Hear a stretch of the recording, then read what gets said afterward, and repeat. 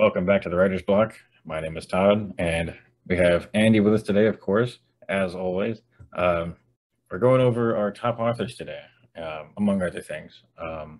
Last week, if you recall, we went over some of our favorite books and stories. Now we're going to go into who wrote those favorite books and stories. Uh, Andy, we've got a couple authors that you enjoy. Yeah, so the first one is Robert B. Parker.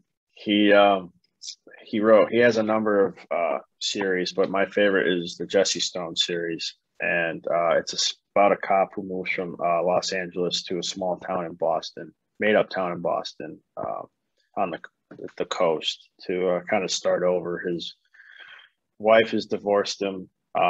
He resigns, I'm pretty sure, because he's drunk. He's a washed up baseball player. Actually, he had a uh, uh, injury into his shoulder. Sorry, that made him stop playing.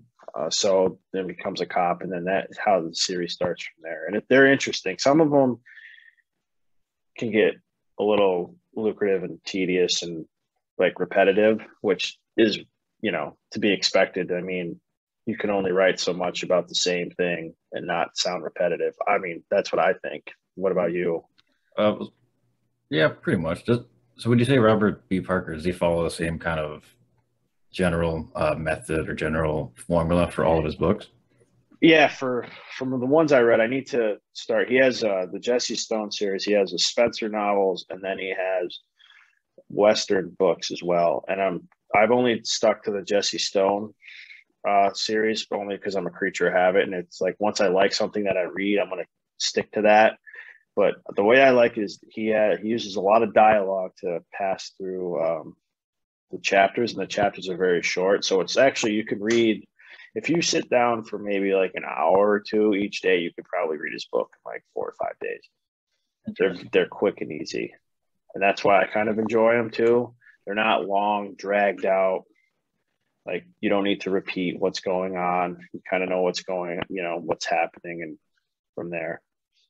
That's just me personally. I don't know if you prefer more like descriptive areas and scenes rather than dialogue or not. Um, so that's a good question, actually. I uh, I don't have a preference for dialogue heavy stories or exposition heavy stories. Um, Same with like when it comes to writing.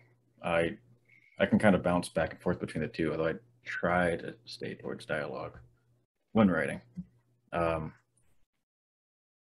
because oftentimes I feel like dialogue is like it's like that old saying of uh say it, say it, don't, I don't know. There's a way of, they say when you're writing a book, you don't want to just write it out. You want to show it, I guess. Don't just tell the reader what's happening, like show it to them. And I think you can do it easier through dialogue, through conversations. Of course, like there always is room for exposition to explain circumstances, move the story along. But I think that it's a bit more, I think there's more quality in the content when it's dialogue focused, I guess, or majority dialogue, I can agree to that too because it helps, I think, flesh out your characters a little bit more instead of describing them. You can show their personalities a little bit through dialogue Yeah, compared to saying, "Oh, he's funny" or "He's stone cold" or something like that. You can show it by saying something funny or witty through the dialogue to a different character, or, exactly. Yeah. stuff Or like that. yeah, you can also you can get an idea of who they are as a person, what their morals are or ethics are based off of what they might say to somebody. I mean, and you can say it also through what they might do, or not do in a situation. They kind of do go back and forth, in terms of moving a character forward and progressing them on this uh, what do they call it, character development uh, Yeah. line, But I think different situations and different uh, parts of a story, it calls for different types of writing, whether it's dialogue or exposition or whatever. I will say, like most of the books that I read, they are mostly dialogue oriented, though.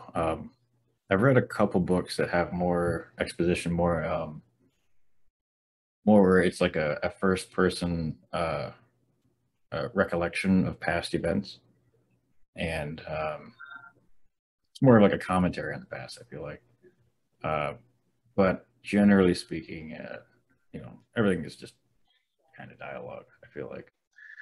I know when I've like started writing my novel, I've done a scene. I haven't written much, but I've done a scene, described it, and I'm like, okay, maybe let's go back and see if it works better with dialogue. And then sometimes it does, and then other times it's like, no, the descriptive scene is better to help flesh out like the characters and everything. But I know I feel sometimes as well, if you flesh out the character too much, it kind of gets repetitive or just it bogs the story down. I don't know how you feel about that. Can there Using be an over development of a character? Do you think that slows down the story or what the um, author's trying to talk about? it depends. It's like the development of the character has to serve the overall purpose of pushing the story forward. I feel like so if that character development is integral to the development of that overall story, then that is fine. But like if you've got an entire chapter dedicated to character development that doesn't really have anything to do with the story, um, then it's kind of it's not necessarily bad content. It's just not serving the general story. It's more of like I think it'd be better as maybe a short story that you can release elsewhere. You know what I mean? Mm-hmm. It's like I'm trying to think. Like yeah, I mean it's just certain stories. Like when it comes to stories, whether it's books or even like movies, whatever. Like you have one overall plot, point A to point B, and you need the characters and uh, the story to move along that line. And if you kind of just deviate from that, then you're kind of not really fulfilling that. I feel like. Of course, you can, That, I mean, open to interpretation, I guess. yeah, no, that makes sense to me. I mean, sometimes you can deviate to if it helps push the story along, but if it's pointless, like if there's a pointless, if you bring up a fact or a description about them that is just never used again, I feel like that's kind of you don't need it. You can edit it out.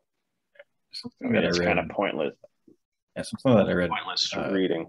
previously was that if you can remove it from your story, like if you can remove this chapter or this paragraph or this dialogue piece, if you can remove it and it doesn't have any effect on the overall story, then and it doesn't add anything, so you might as well not have it in there at all. I had a professor in college that he would say, "Okay, what the sentence you just wrote, try to write if it's 6 word sentence, try to write it in 3. Yeah, Like cut the unnecessary stuff." And I was like, that's something that's stuck with me ever yeah, since. So sometimes I can go on lengthy sentences and use the same word 4 times. And you're like, okay, try to cut this down yeah. I think that's like 6 words. it's a big. I don't know if it's a big problem, but it's hard sometimes because like you want to make like for me when I'm writing, I want to make I want a long story if I can. Obviously, I always like depending on what I'm writing, I try to hit between like 50,000 words or maybe 70,000 words, and so that's I just kind of try to hit it as best I can. But if I like have chapters where I say the same thing 5 different times throughout the whole paragraph or through multiple paragraphs, like I'm technically kind of wasting the reader's time because they don't want to read the same thing over and over and over again. They get it, they got it the first time. Um, you want to just be kind of concise and keep the story moving, keep the reader enthralled and intrigued and wanting to know what's going to happen next, not expecting, you don't want the reader to be like, oh, cool, I just read that a few pages ago, but okay, I guess we got this little bit of information again, and then you get that again 3 pages later, and I've had to cut whole chapters from some of my previous work just because it either didn't add anything or just repeated too much of what was already written. I don't think like I don't necessarily realize it when I'm writing it that I'm repeating myself just with different words, with different phrases. It's something that comes back in the editing process when you like reread your work and uh, all that fun stuff. I've had to throw away some stuff that I thought actually like in the moment I thought it was good. I thought it was quality, but in reality it was I don't know what to call it, garbage. Fat, like you have to cut away the fat from the meat when you preparing it or whatever. I don't know of a great analogy for it, but basically that. Oh, you trim the fat, Yeah, essentially, is what you're doing. Yeah. yeah.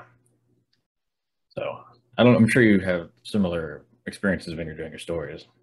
Oh yeah, absolutely. Like especially when I was doing my short stories before I started writing my novel, there would be stuff that just didn't. You're trying with a short story.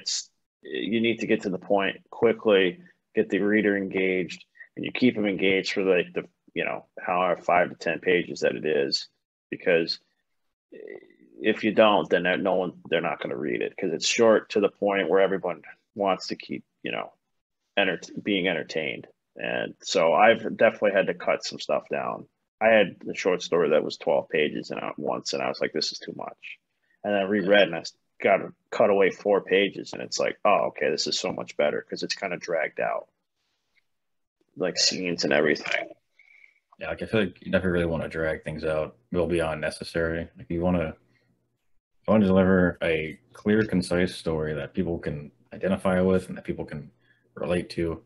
Of course, there I'm saying the same thing twice, basically. But you want to, yeah, you want the reader to have that connection and not get lost in the sauce, so to speak.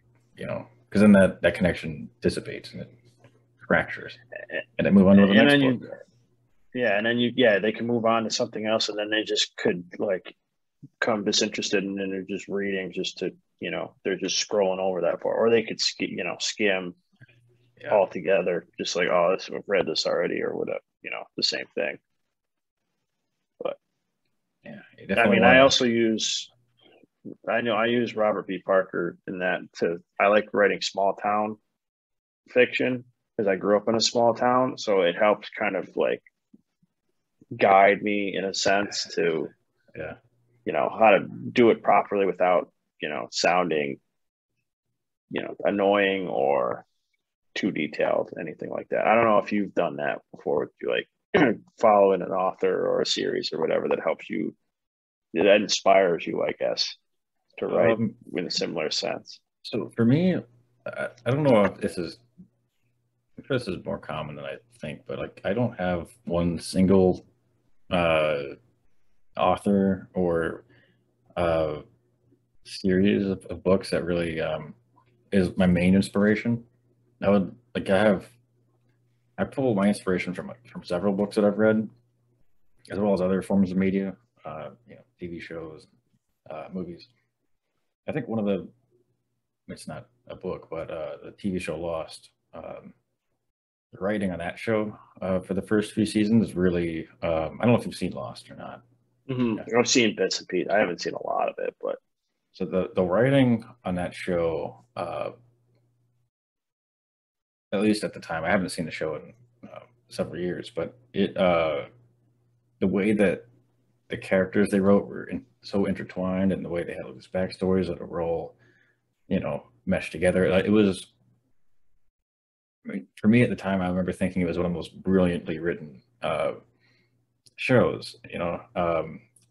Further on, the last few seasons kind of, like all shows, it kind of went down interesting paths that I might not have taken myself. But um, it was always that show was always one of the many inspirations, of trying to create characters and stories that were that well crafted. Same with there's a video game called Red Dead Redemption that came out like 11 years ago. Wonderfully crafted story, great characters. They're different forms of media, but I try to take that and actually even on my screen here you can see this is a that I'm pointing at now. It's a Fallout Lithograph, but the Fallout video game series, it's all dystopian, apocalyptic. Like that basically inspired my very first book, Fairly Human. If you want to check it out, it's fairly good, I would say.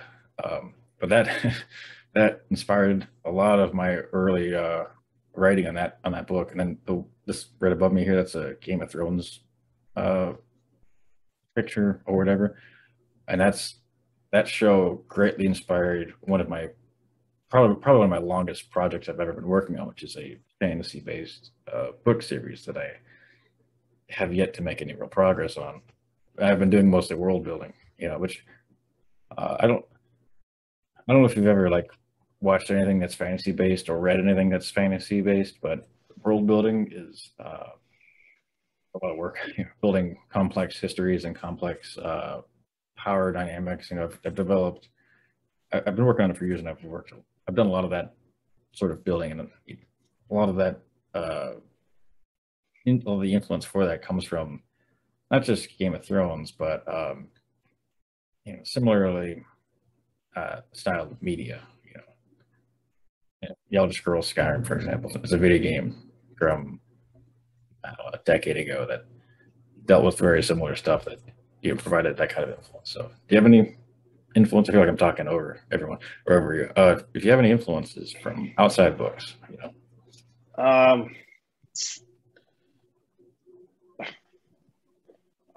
mean, I've used LA Noire. That's a video game as, I guess not an influence, but kind of like to understand how to describe, a crime scene or, in interviewing a suspect or something.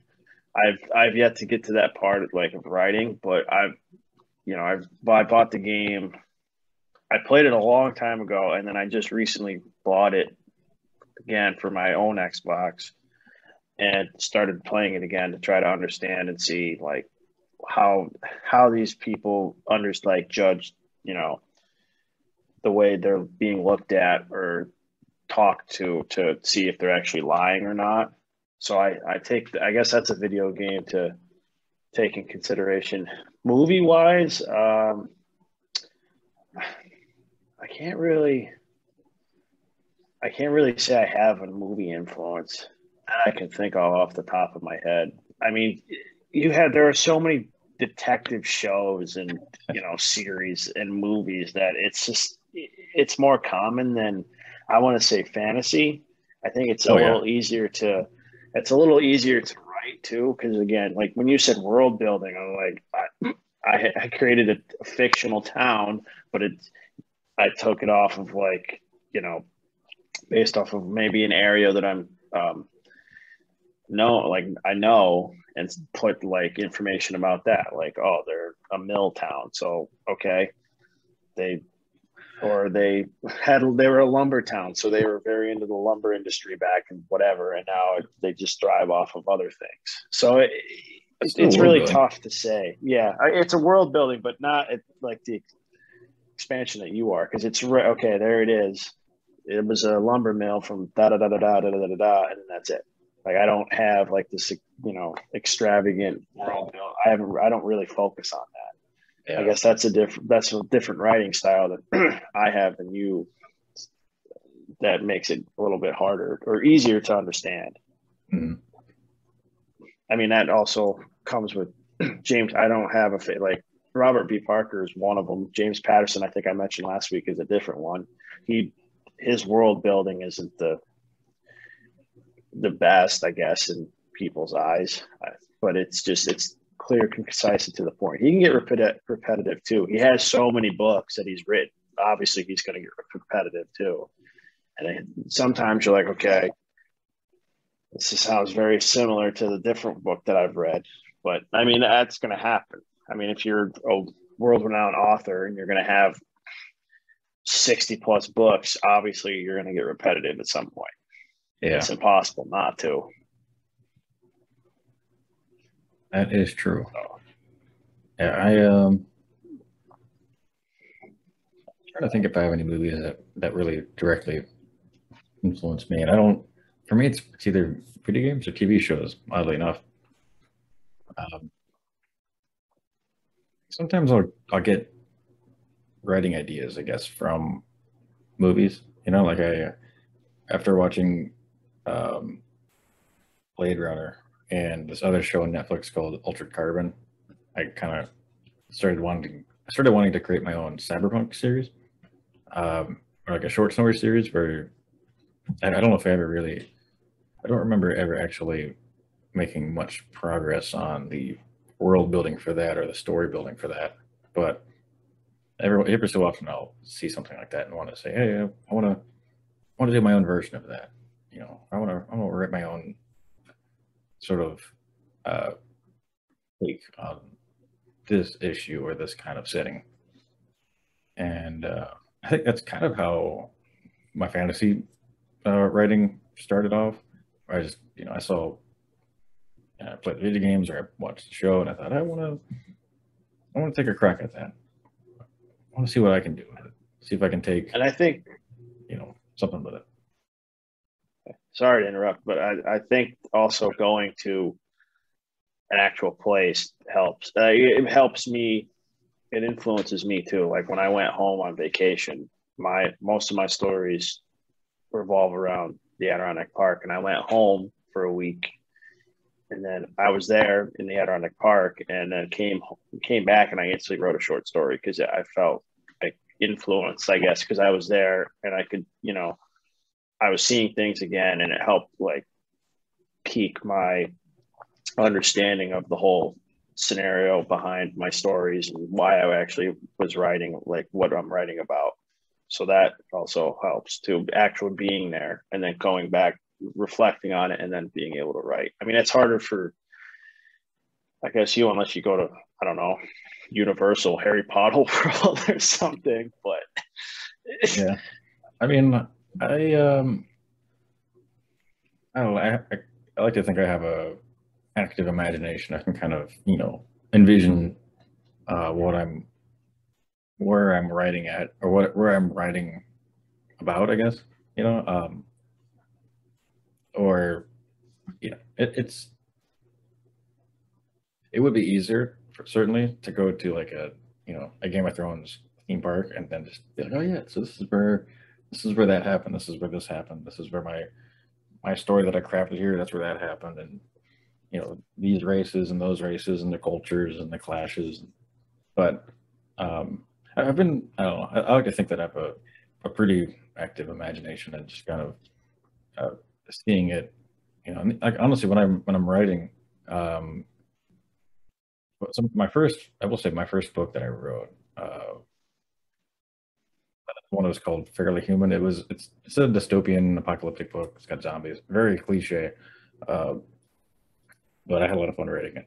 But it takes place in Florida, and I think one of the main reasons was because a lot of the locations in that book are places I've been to, and so it's easier to envision them. Takes place in, well, it starts off here in St. Petersburg, Florida, which is where we are filming live from. And then, the story kind of moves on northeast, I believe, yeah. This little town called Winter Haven, this other city called Orlando, and this other city called Daytona Beach. And they're all places that I've been to. And so it's easier to write the story for those places because I've been there, multiple times. And some of my newer writing, it takes place in cities that I've never been to. But I'm, through the use of like Google Maps or whatever, I'm still able to kind of get an idea of where I'm writing at. I can still kind of envision what's going on. And to be honest, I think a lot of the times, some of these places, you can kind of take a real world city or town and embellish it a little bit. Like when I wrote about that town Winter Haven that I mentioned, um, so like I have a general idea of it, but like I also kind of did my own thing with it. Certain things that may not actually exist, I say that they exist, and things that like the reader, because generally speaking, the reader won't know exactly the layout of a lot of these places, so you can kind of just you know fit the location to the story's needs, and most of the time, no one's really going to notice. And even the people that do notice, I don't think it's really going to bother them too much. And If well, I think that's the it's point of fiction. It doesn't have to, it's not real. So true. you could take a city like Orlando or Winter Haven or whatever you choose, and say this, this shop is here and that's here, and it's really not the case. But who cares? Because it's your own world building, I guess. But you're Yeah, using an actual city. yeah. I guess that's So the one like key difference between that first book and then potential fantasy books I read in the future is that Florida was already kind of made. I just kind of reworked a few things, And then this other place I mean, world building is extremely fun. I actually, that particular world, I used it for this is going to sound really nerdy, a really, really, really brief Dungeons and Dragons campaign with some of my older friends. Uh, you know, it's a fantasy game. I had a fantasy world. I brought them together and I made a crap story that didn't work out so well.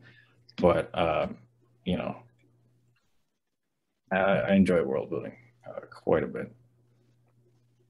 well, I guess you could say that instead of like when I said going to the place, you're going to the place by also playing video games. If you use, I don't know what kind of other video games that you play other than Red Dead Redemption, but I'm assuming you play other fantasy games Yeah. that Oh, could yeah. help you, like spark some, inspiration or whatever.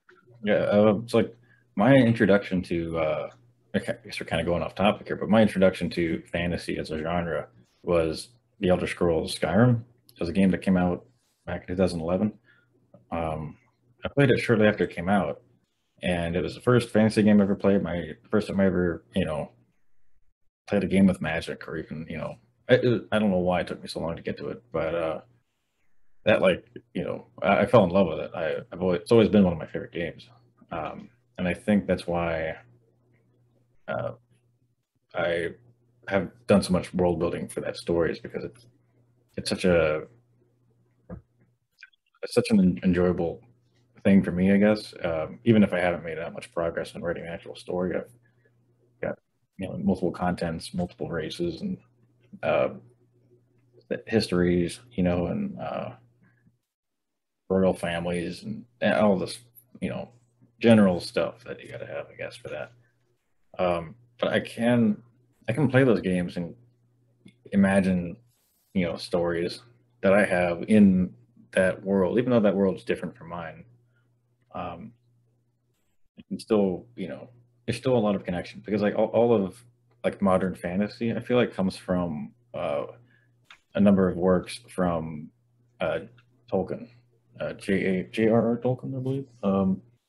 He wrote, Lord of the Rings. That's kind of the standard bearer, I feel like, for fantasy.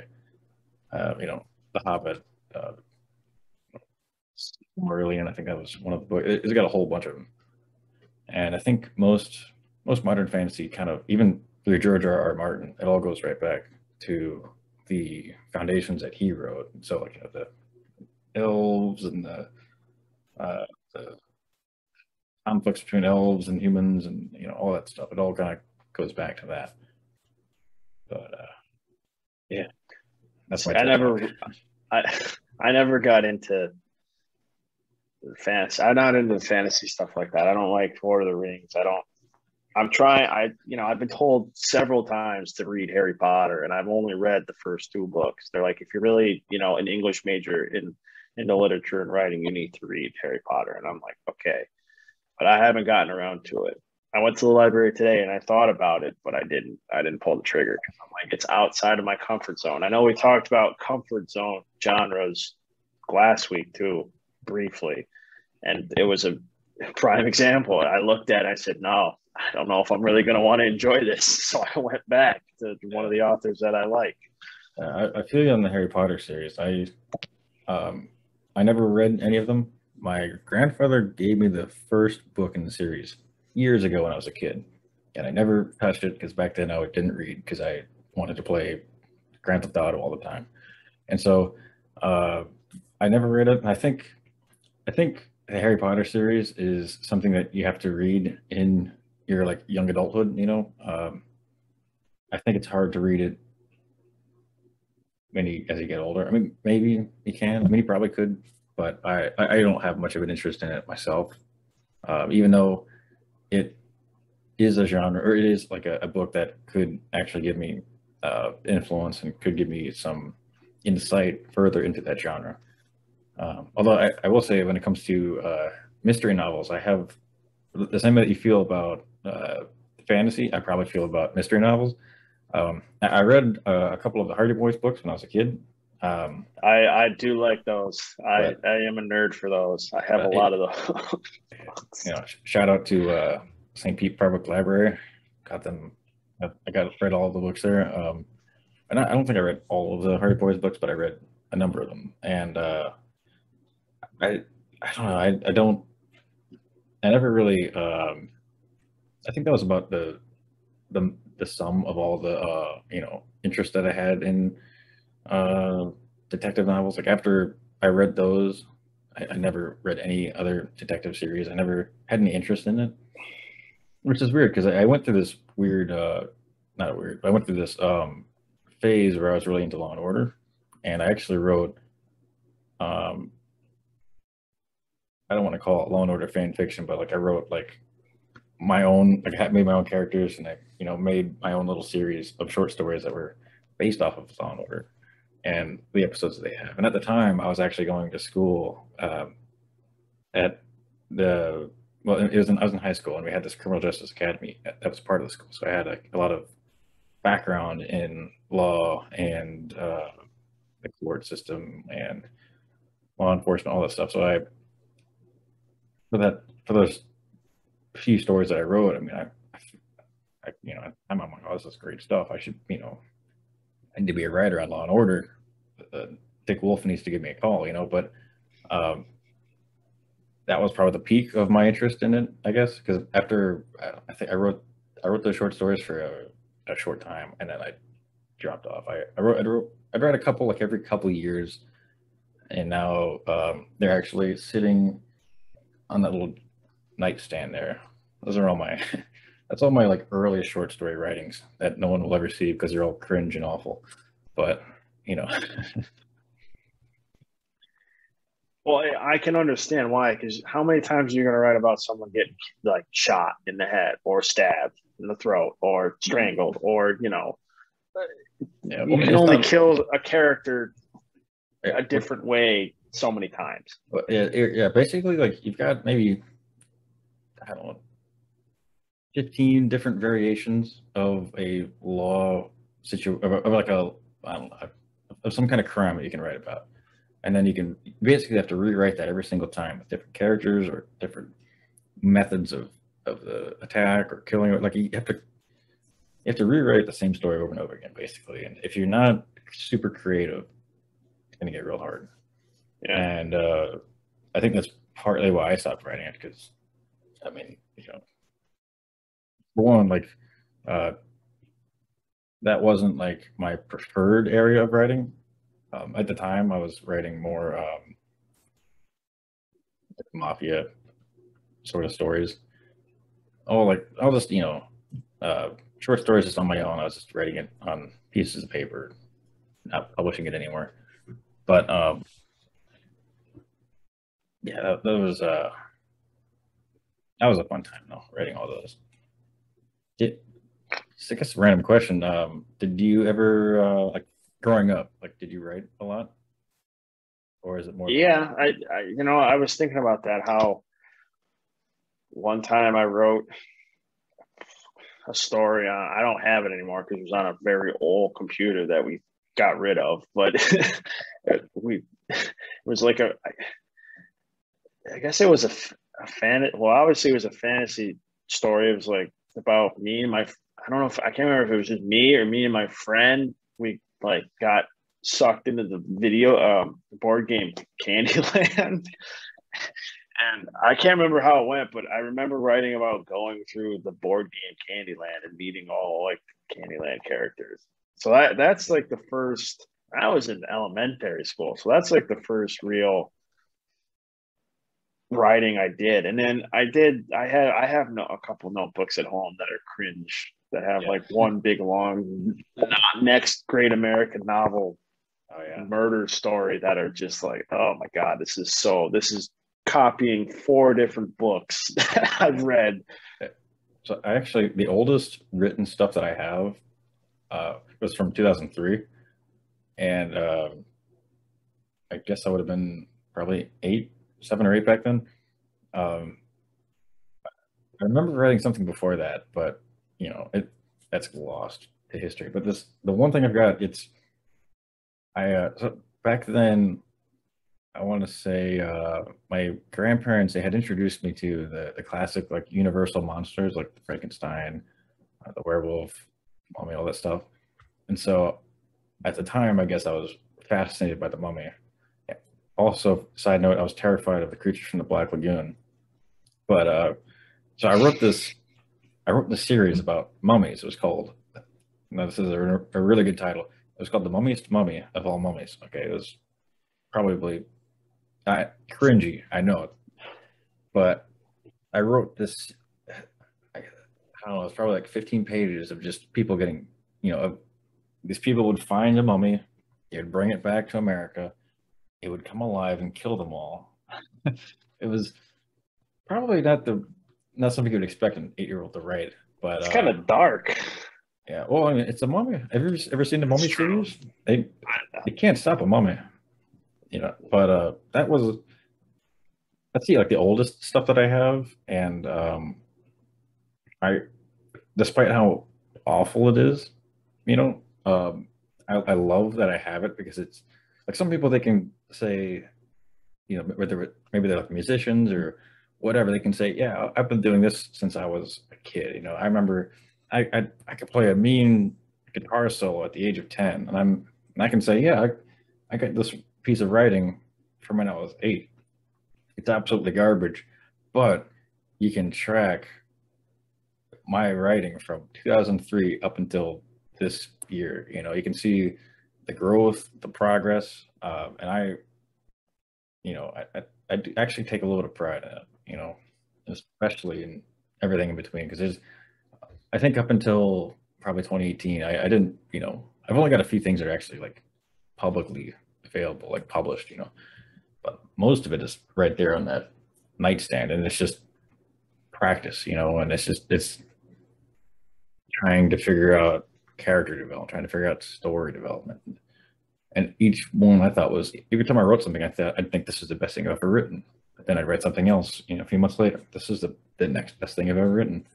And I think it's awesome to have that kind of progress, I guess. Even if, like obviously like I'm not some like mega rich author who's sold millions of copies of my amateur books, but to track that progress, I just think it's the coolest thing. No, it is interesting. Like to go from your Candyland series to some of your recent work, which is it's pretty good. Like to see that progress. Yeah, it's really interesting to see the progress, but I have, I guess. Oh, I used to. I don't know if I have it anymore. I do have some writing that I did in college that you were kind of asked to do, and then I would go back and read that. And like, oh God, I handed this in for a grade, but it just shows how you learn that the education system does work to an extent. Learn some other stuff that your professors who have published their works and actually have books.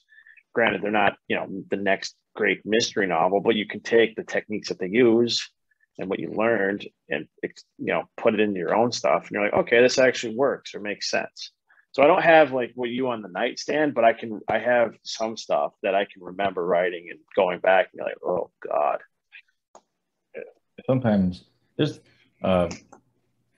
when I read some of my a lot of my writing is this series that I wrote that was it was about this mafia family. So I like back in the day I was a big Grand Theft Auto fan, and early on Grand Theft Auto was they had the mob in it, and I thought it was the coolest thing.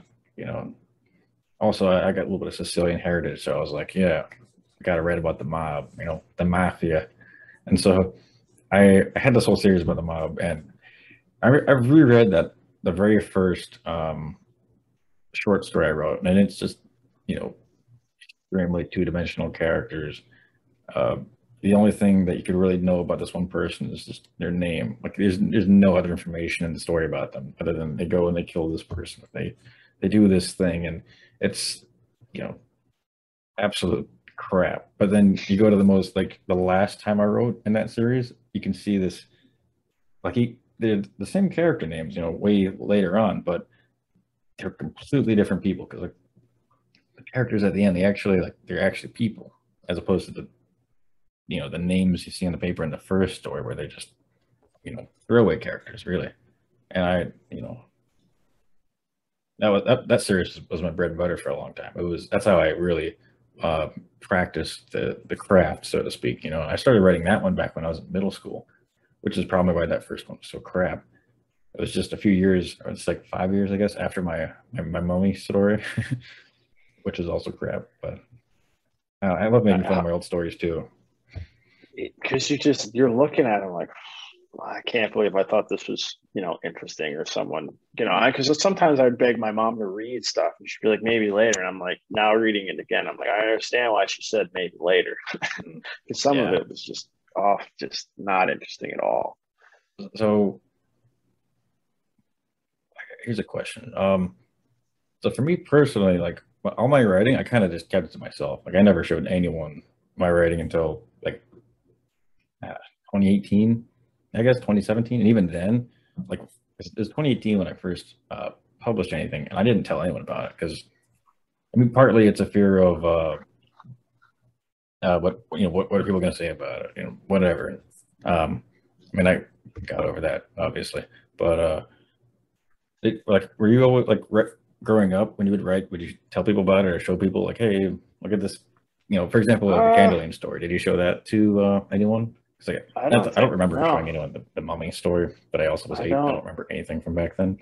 But I don't everything I wrote think after that, you know i i'm I'm the only one that's ever read any of that stuff that I wrote.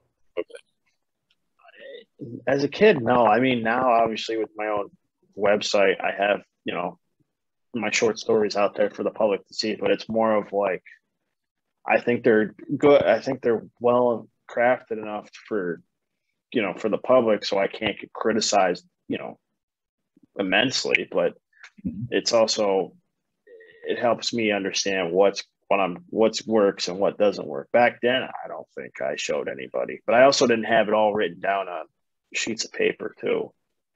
Oh yeah.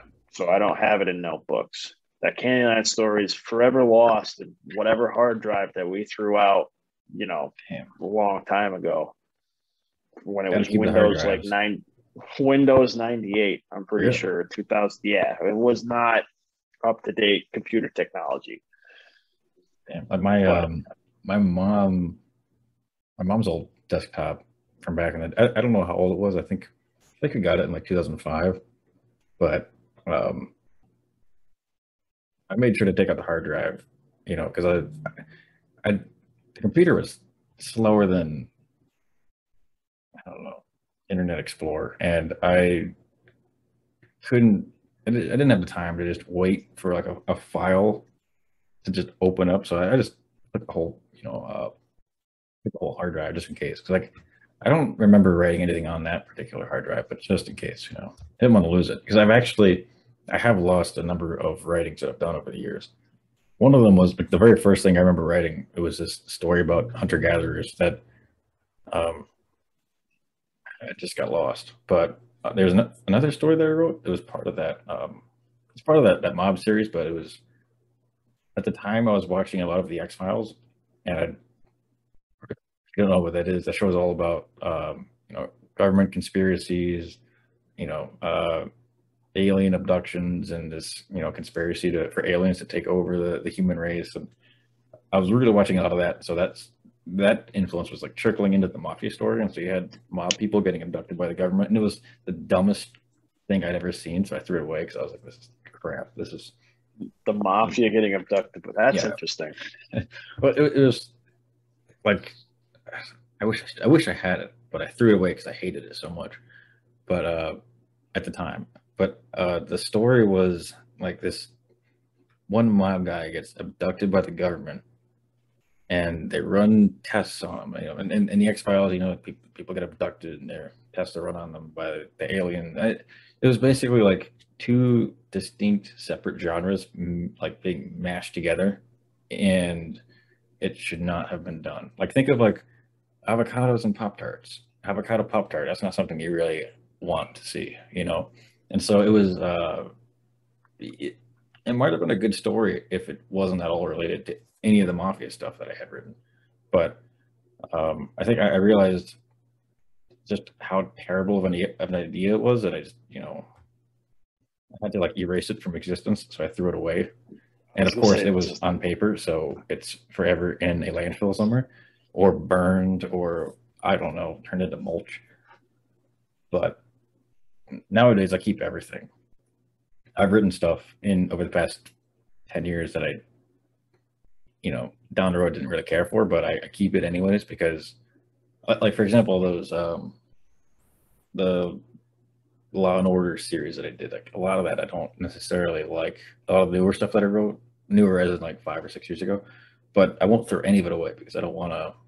Like I might someday want to go back to it and you know maybe learn something from it or just you know read it for the hell of it, you know. But uh, I don't know. That was an interesting thing, though, is throwing out my work. But yeah. On that note, yeah. though, oh yeah, go ahead. I guess one last small question would be like, I noticed when I went to the library today, there were authors that wrote adult fiction, and then they're also in like the juvenile and young adult section. So could you use your mafia or X Files stuff in like a juvenile capacity? You think that would work?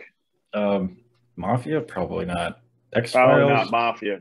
certainly. I mean the X Files. When you consider its core, I forget exactly what they call it.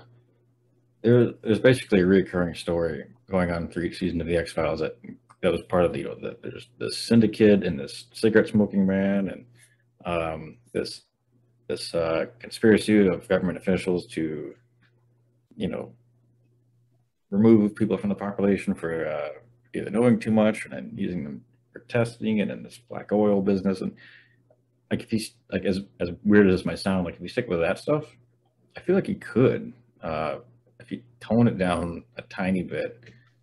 Honestly, maybe not. I don't know. The X Files. It was there are a lot of episodes like standalone episodes. Like there's a one that comes to mind. It's just this episode called Home, where there were there's this family. They were severely inbred, and the episode starts off with the birth of one of their children, but um, naturally, if a family inbreeds generation after generation after generation, uh, birth defects are a thing, you know. And so this child didn't survive birth, and they kind of just threw it in a hole. Somebody found it, and that's you know that's when the FBI gets called. They call on uh, the agents of the X Files to come in and figure out what happened. That particular episode, It's not at okay. all good for juveniles. I was gonna say that I don't think even young adult either would work on that. Yeah, I mean, I was just curious, even if, I mean, even if you kind of like quote unquote dumbed it down or made it rated G. I mean, do you yeah. think you'd ever take something that you've written before? Oh, something I've written before. Yeah. Um, yeah, I mean, actually, my last couple books I would consider young adult. Um, they they deal with like the main characters in the second most recent one is a high school student, and so like it's they're I would call them young adult novels. My very first one, the main character's a middle aged guy, but I don't. I think you know you could probably argue it's acceptable in a young adult fashion too. I guess if it's not obvious, young adult books have influenced me a little bit. Yeah. I haven't really written anything too I don't know too crazy, I guess. I mean, one of the things I want to write is a series or a novel that's kind of like Carrie, but I'm still working on that one. That one, even that one, like, would you consider Carrie to be young adult? Because you're from the perspective of I think she's a senior or junior, Carrie, in high school. You know, I mean, there's obviously some terrible things that happen in that book, but I guess that's a question for another day because you could figure. I mean, that's a whole separate topic that you could talk about for 45 minutes about, true. you know, Where's the line on? what's the cutoff between young adult and adult? Yeah, I think most would call Carrie a horror book because you know it's kind of scary, I guess. You know, if compared to the average young adult novel, like for example, I guess really quickly, The Perks of Being a Wallflower. That's a young adult book. It does touch on some uh, interesting things though. Like I think the main character had been. They don't really. I don't really want to. I guess it would be a spoiler if you haven't read the book.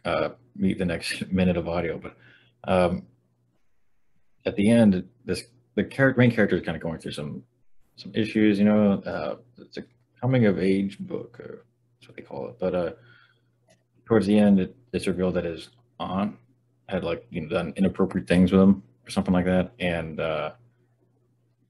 it's kind of not uh, family friendly, but it's considered an adult book. You know, if that makes any sense. I don't know if that really adds anything overall to it, but basically just that dark things or not good things can happen in young adult novels. But I don't know if that translates to Carrie being a young adult novel. But I think we are actually approaching the hour mark.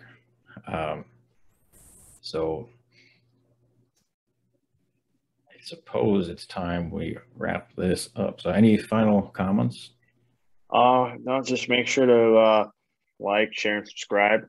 As always, Please. appreciate you listening for the last hour. It was a longer one than the first episode. We had a lot of good things to talk about, and we still didn't even touch on, everything we wanted to talk about, which is good. Yeah, and we're actually still on topics that we had initially planned for the first episode. But yeah, I mean, on the bright side, we will have content for quite some time. So make sure you like and subscribe and hit that bell for notifications because you're not going to want to miss this. We've got some good stuff coming, and this is really only the beginning. We're going to be on. Oh, hopefully by the time this is on YouTube, we'll be on Spotify as well. Depending on how things go, maybe iTunes, maybe other places. It's going to be huge. So yeah. Also check out our social media. It'll be under the same name as this channel, the Writer's Block. That should also be a thing. So yeah, well, hopefully yeah, the gods will make it so. But yeah, also follow us on social media. I'm at Todd Byron on Twitter. I'm at Camara GK1 on Twitter. The link or the links will be in the description as well because it's hard to spell my last name. Yeah, there's a lot of letters there, a couple of tomatoes. Also, don't forget, check out Andy's website. He's got short stories available for free. Check out Todd's website as well. He's got his merch. He's got his books on there. It's very interesting and exciting to have someone to talk to that actually published something. Self-published, which I meant to get to that on this episode. We'll do it next episode. We're going to talk about self-publishing. But also, I've only sold like 6 books. So it published, 6 more than me. So yeah. Well, my grandfather, my dad, my aunt up in Michigan. I mean, it was all family. Somebody who accidentally bought the book and didn't realize that it was what it was. But yeah. Anyways, thanks for listening and or watching, and we'll see you next time.